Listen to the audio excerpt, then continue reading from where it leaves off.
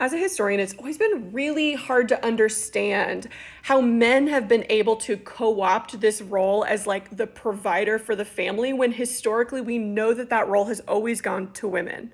Even the phrase, like, I put food on the table. How have men been able to take that when literally the people putting food on the table historically for most of time have been women? We can go all the way back to literally the Neolithic Revolution, 8000-ish BCE, and we can look at hunter-gatherer societies that eventually discovered farming, discovered that you could like grow the same plant in the same place pretty reliably season to season, and that allowed us to settle down, that allowed us to grow into settled larger civilizations.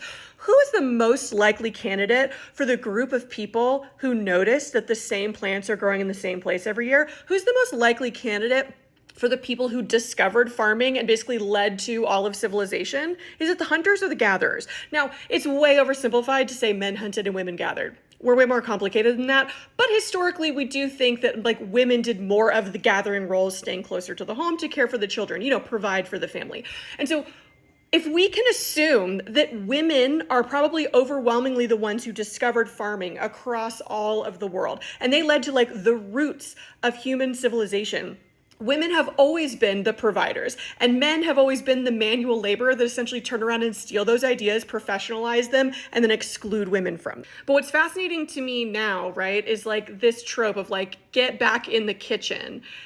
It's so defensive, right? Because it's men understanding that in a modern society where women have transcended all of these barriers, most of the barriers that men have put in the way, to take their knowledge and then keep them out of the professionalization of that knowledge and the monetization of that knowledge. Now that women have, for the most part, broken through those barriers, and women can go out into the world and get the money that we need to thrive in a modern day capitalist society and come home into the kitchen and provide for our children in the way that we need to.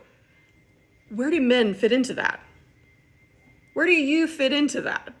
In what way are you now necessary to the family unit?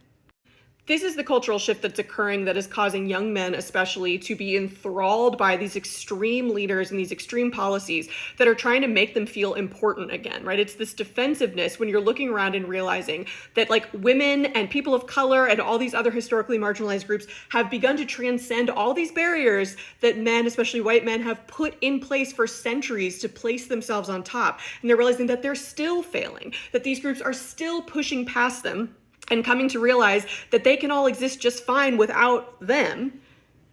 They're freaking out.